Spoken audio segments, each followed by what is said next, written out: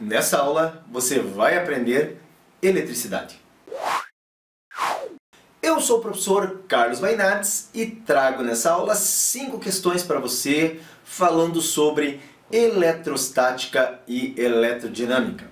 Essas aulas fazem parte de um programa em que eu ensino física através da solução de exercícios. Aliás, se você quiser aprender física em alta performance, não fique apenas fazendo resuminhos e também decorando fórmulas. Na verdade, tem que fazer uma quantidade muito grande de exercícios, porque é assim que você vai virar um matador de questões em física.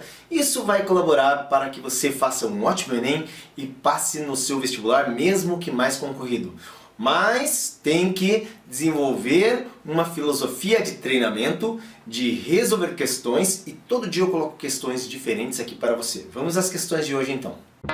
Então, vamos lá, as nossas questões de hoje. Primeira questão, apresenta ali uma carga geradora Q e uma carga de prova Q0, tá? E essa carga de prova Q0, ela se movimenta entre os pontos A e B. Temos duas afirmações. A primeira diz que o trabalho é realizado pelo campo elétrico sobre a carga de prova em módulo igual à variação da sua energia potencial elétrica.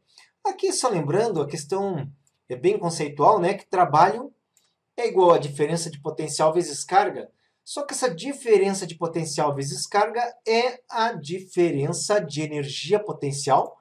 Portanto, a primeira afirmação ela é verdadeira.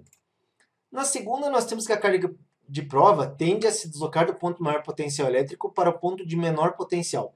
Observe aqui no desenho, carga geradora positiva, o ponto A tem um potencial maior que o ponto B. E aqui o que nós temos? Que a carga de prova Q0, ela se movimenta de A para B, até mesmo você pode pensar por uma força de repulsão entre essas cargas, já que ambas são positivas. E o que acontece? Então nós temos essa carga de prova indo do ponto de maior potencial para o de menor potencial e vai ser sempre desse modo para cargas positivas, tá? Então ambas são verdadeiras. A segunda questão é uma questão que vai força elétrica. Então nós temos aqui inicialmente a carga mais Q menos Q, separado por uma distância D. Eu vou colocar aqui, substituindo a lei de Coulomb, e observe que nós consideramos em módulo. Então KQ sobre D ao quadrado. Mas aí o problema diz para a gente substituir a mais Q por uma carga mais 4Q e a menos Q por 3Q positivo, e a distância vai dobrar.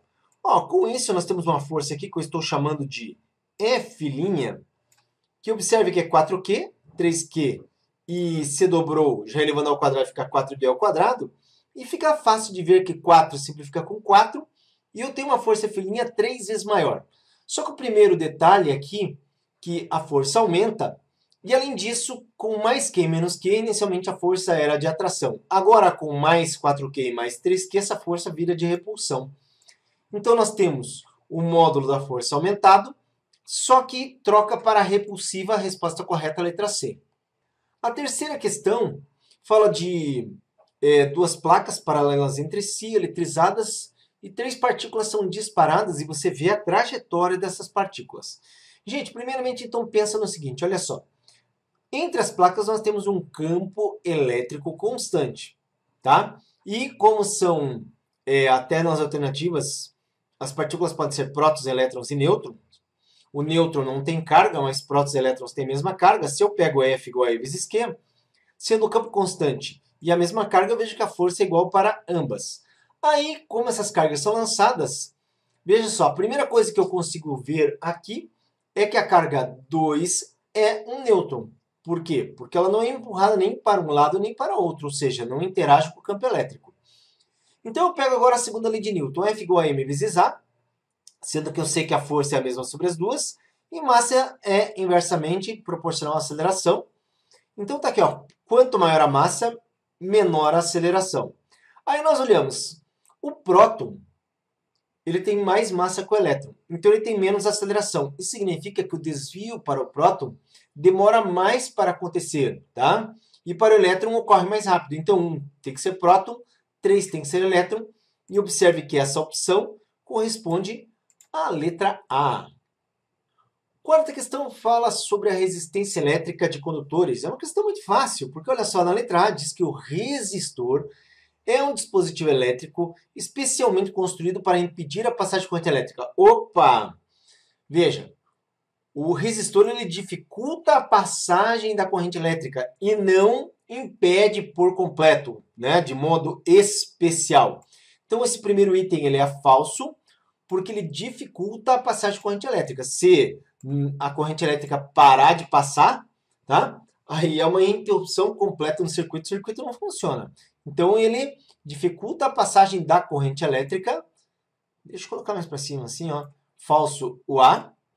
E o B diz que a resistência elétrica de um condutor depende de suas dimensões, certo? Da sua condutividade e da temperatura. Exatamente. Então, da condutividade, ou seja, o quanto ele deixa os elétrons circularem, das dimensões, que seria comprimento e área de seção, e da temperatura, porque até uma certa temperatura o resistor ele é ôhmico e, além de uma certa temperatura, ele não tem mais esse comportamento ôhmico. Então, a letra B é verdadeira.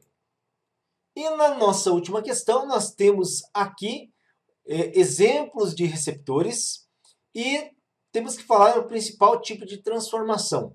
Então, o primeiro aqui é uma TV.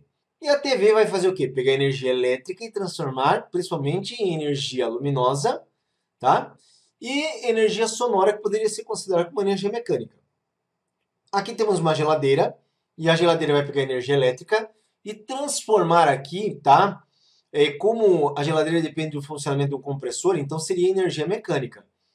Terceiro, temos o aspirador de pó, que vai transformar energia elétrica em mecânica. E quarto, uma máquina de lavar, que também transforma energia elétrica em mecânica. Observe que dentre as opções, nós temos aqui que 3 e 4 transformarão energia elétrica em energia mecânica, tá? Então a resposta correta aqui é a letra D.